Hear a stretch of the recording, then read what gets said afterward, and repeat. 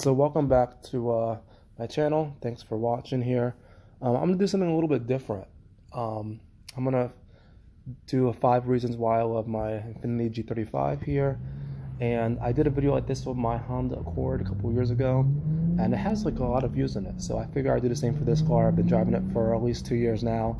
I feel like I can give a more well-rounded opinion because I've put a lot of miles on it in the time I've owned it. And yeah, so let's start with number 1. Alright, so getting started here, the first thing I think is one of the reasons I love this car is definitely the engine.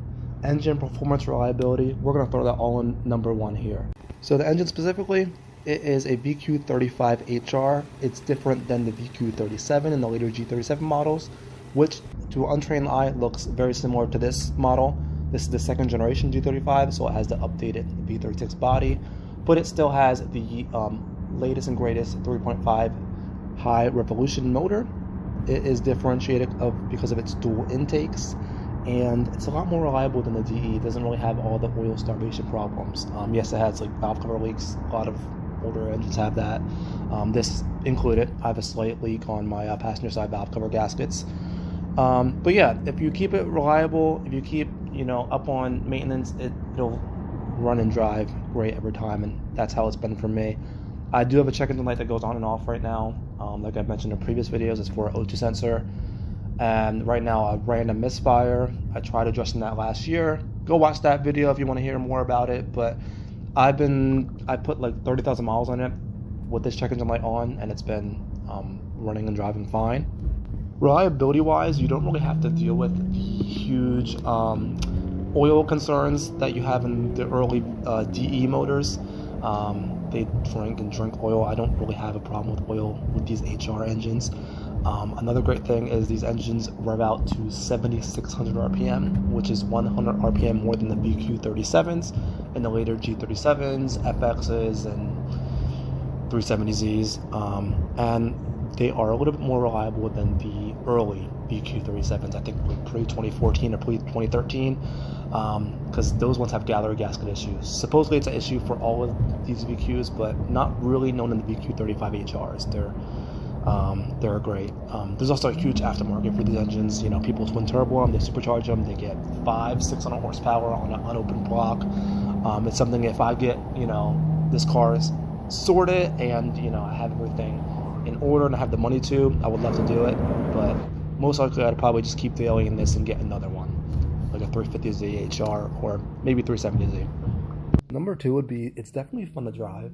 I recently just watched Dr. Muir's podcast where he said the best car under $10,000 is the Focus ST, hands down. And I kind of disagree a bit, because you can get these, especially a 0708 HR sedan, 5, 6, 7, 8K manual all day long. And I think it's a really good value. It's not going to be as fuel efficient, but it's definitely going to be just as reliable, if not more. And it's going to be fun to drive as well. Rear-wheel drive, limited slip differential. I'll let you hear the rest of the clips and judge that yourself.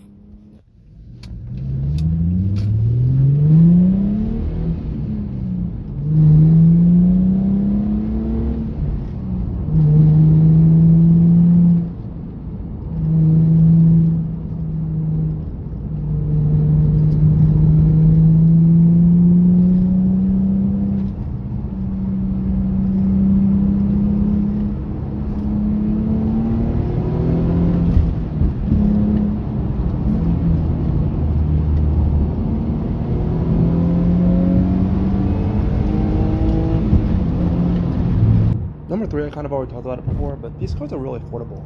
They're affordable for a couple of reasons.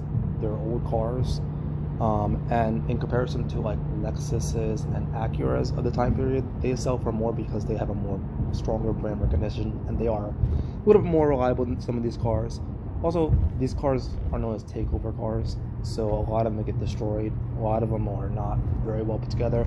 Mine's not even the cleanest or nicest, but it's still a lot better than a lot of the ones I see on social media. So, you can get them cheap. You can get them cheap. I was selling this car earlier this year because I was trying to get something a little more economical. Ended up not selling it because, one, the price I was putting it for, which is a very reasonable price, I wasn't really getting anything. I was like, let me keep it. I like this car. Nothing I get once I sell this car will I be able to have the the same amount of fun and joy from. You know, I would sell this car and then still need to put like $5,000 on top to get like a good Focus ST when I have the same performance and reliability. So that's kind of my spiel on that. They're very affordable right now, especially manuals, especially this specific spec, 07 to 08 G35HR. You get the, you know, next generation, the G37 look, but you get the VQ35HR reliability engine. They're all pretty reliable, but like I was saying, the VQ35HR is a little bit more reliable than those early G37s that you're going to get for this similar money. Number 4 is the aftermarket. There's so many aftermarket options.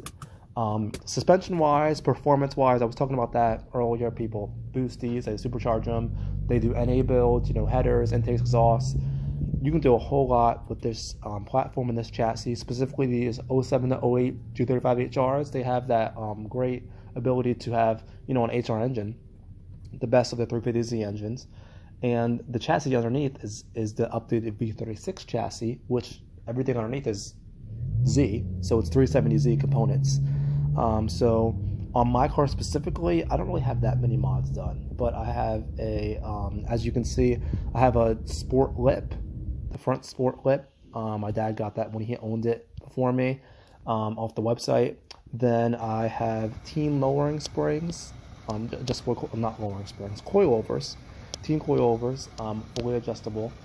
Also, I have aftermarket wheels on it. They're replica wheels. I drive this car all the time, so I might as well not have, you know, the most expensive wheels. It's my deal. I put 50,000 miles on this car in the last like year and a half, so I don't want to have the most expensive TE37 wheels or anything like that. So, you know, I don't have that many mods done to it, but it's enough to where it looks nice and it looks clean, because I see a lot of these, you know, V36 Gs just kind of clapped out. I used to have a carbon fiber spoil on it from eBay, but that started peeling. I took it off.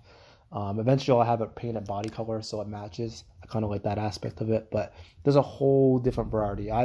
As you can see in the video, I have like a carbon fiber overlay, which at first I liked, but now I don't like. But I fear if I take it off, there's going to be some residue or something. Something's going to break when I take it off. I have it on the center console, and I have it over top of the just different interior panels within the car, as you can see. Okay, this brings us to number 5. And the 5th and final reason that I love this car is the little innovative features that it has, because at the end of the day, it is a luxury car, first and foremost, luxury sports sedan. And there's a lot of innovative features that are on this car that I like. One of them being the adaptive cruise control. I made a video, a demonstration in the last video I posted, so go check that out. But basically how that works is it has a little front sensor, and it detects the car in front of you, and it'll apply the brakes whenever you get near the vehicle. You can set the speed, yada yada yada. But I kind of took a video here of just different other features that I have in this car that I just kind of like. It has the ability to, you can turn on or off AFS, which is, I don't know what it stands for exactly, but it's the lights turn when you turn the wheel. So that's pretty cool.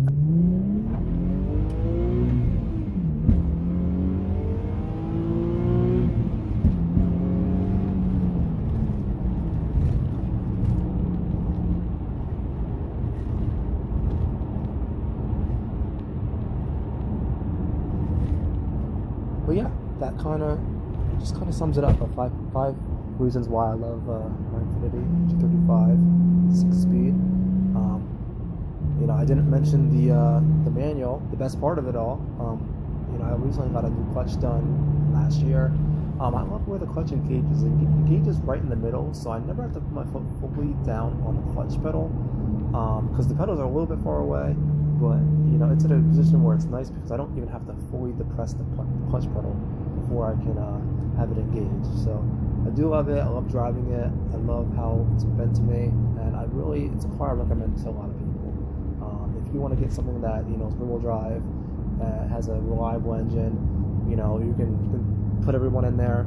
You know, it has a good enough space. It gets all right fuel economy. I mean, I can get like 21 miles per gallon average, maybe 16 to 18. You know, it's not going to be the best, but it's a great value. It's reliable.